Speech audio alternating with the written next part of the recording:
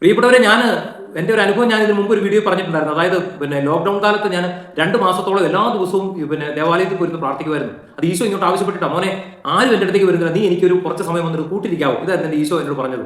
ഞാൻ ഒരു മെസ്സേജ് കിട്ടിയതിന് ശേഷം ഞാൻ എല്ലാ ദിവസവും ഒരു 1.5 മണിക്കൂർ ആ ലോക്ക്ഡൌൺ കാലം മുഴുവൻ ദിവികാന സന്നിധി വരുന്ന് പോയിരുന്ന് പ്രാർത്ഥിക്കുമായിരുന്നു.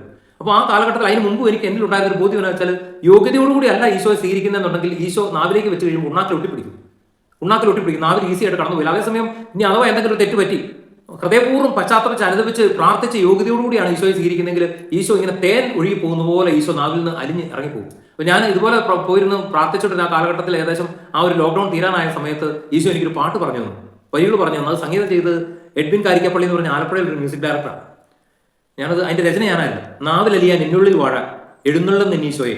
ഞാൻ ആ പാട്ടിന്റെ ലിങ്ക് ഞാൻ ഈ ഡിസ്ക്രിപ്ഷൻ ബോക്സിലും അതിന്റെ കമന്റ് ബോക്സിലും ഇട്ടേക്കാം, നിങ്ങൾക്ക് പറ്റുമെങ്കിൽ ഒന്ന് കേൾക്കണം.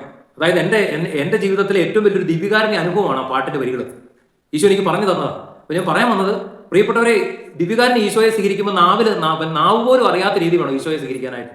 ഉണ്ണാക്കിൽ ഒട്ടിപ്പിടിക്കുന്നുണ്ടെങ്കിൽ ഈശോ ഉള്ളിലേക്ക് കടന്നു വരാൻ മടിക്കുന്നുണ്ടെങ്കിൽ നിന്റെ ഉള്ളിൽ എന്തോ ഒരു അശുദ്ധി കാര്യമായിട്ടുണ്ടെന്നുള്ളതാണ്. അപ്പം അതൊന്നും ആരും ചിന്തിക്കുന്ന പോലുമില്ല. കാരണം എന്താ വെച്ചാൽ ഈ കപ്പയും കപ്പളങ്ങായും ചവച്ച് വിഴുങ്ങുന്ന പോലാണ് ഓരോരുത്തരും ഈശോയെ ഇട്ട് വായിലിട്ട് ചവയ്ക്കുന്നത്. പ്രിയപ്പെട്ടവരെ, ഇങ്ങനെ സ്വീകരിച്ച് ഈശോയെ നാവ് പോലും അറിയാത്ത രീതി വേണം ഉള്ളിലേക്ക് നമ്മൾ സ്വീകരിക്കാൻ. പിന്നെ രണ്ടാമത്, ചിലപ്പം നമ്മൾ ദേവാലയത്തിന്റെ മുൻവശത്തേക്ക് നടന്ന് ചെന്നിട്ടാണ് ഈശോയെ സ്വീകരിക്കുന്നത്. അവിടുന്ന് തിരിച്ച് നടക്കുമ്പോൾ ഈ എന്നാ പറയട്ടെ, മാർച്ച് പാസ്റ്റ് നടക്കുന്ന പോലാണ് ഓരോരുത്തർ നടക്കുന്നത്. ലെഫ്റ്റ് റൈറ്റ് എന്ന് പറഞ്ഞുകൊണ്ട് കൈ താത്തിയിട്ട് കൈയൊക്കെ വീശി യാതൊരു ബോധവുമില്ല. ഇതെന്നാ അവിടെ എന്തോ ഒരു എന്തോ സർക്കാർ കൊടുത്തിട്ട് എന്തോ മുട്ടായി വിതരണം കൊടുക്കുന്നുണ്ട്. അത് മേടിച്ചിട്ട് ആ മുട്ടായി വായിലിട്ട് വരുന്നവരാണ് ഓരോരുത്തരുടെ വരവ്. കുർബാന ഈശോയെ സ്വീകരിച്ച് വരുമ്പോൾ കൈ കൂട്ടിപ്പിടിച്ച് വരും. ഇനി കുറഞ്ഞ കൈ ഇങ്ങനെയെങ്കിലും പിടിക്കുക, കൈ തൂക്കിയിട്ടിട്ട് ഇങ്ങനെ ആട്ടിക്കൊണ്ട് വരരുത്. പറഞ്ഞു മനസ്സിലായോ? നമ്മൾ മുതിർന്നവർ ചെയ്യുന്ന കണ്ടിട്ട് വേണം നമ്മുടെ കുഞ്ഞുങ്ങൾ ഇതൊക്കെ കണ്ടു പഠിക്കാനും വളരാനും. അപ്പോൾ ഇങ്ങനെ പിടിക്കുക, ഇങ്ങനെ കൈ നെഞ്ചോട് ചേർത്ത് പിടിച്ച് ഈശോ നമ്മുടെ ഹൃദയത്തിലേക്കാണ് കടന്നു വരുന്നത്.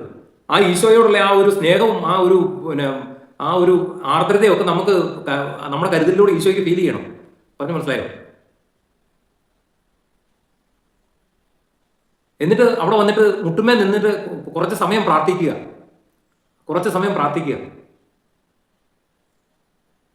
പ്രിയപ്പെട്ടവരെ, അങ്ങനെ തമ്പുരാൻ തരുന്ന ബോധ്യങ്ങളാണ് ഇന്ന് നിങ്ങളോട് ഈ വീഡിയോയിലൂടെ പറഞ്ഞുകൊണ്ടിരിക്കുന്നത്. ഓരോ സമയങ്ങളിലും ഞാൻ സത്യം പറഞ്ഞു കഴിഞ്ഞാൽ വിചാരിക്കും നാളെ എന്ത് പറയും. പക്ഷേ ഓരോ ദിവസം കഴിയുമ്പോഴും തമ്പുരാൻ പുതിയ പുതിയ ചിന്തകൾ തൻ്റെ പ്രിയപ്പെട്ട മക്കൾക്ക് വേണ്ടിയിട്ട് ഈ ഒരു യോഗ്യതയില്ലാത്ത ഈ പാപിയെ എനിക്ക് തരികയാണ്.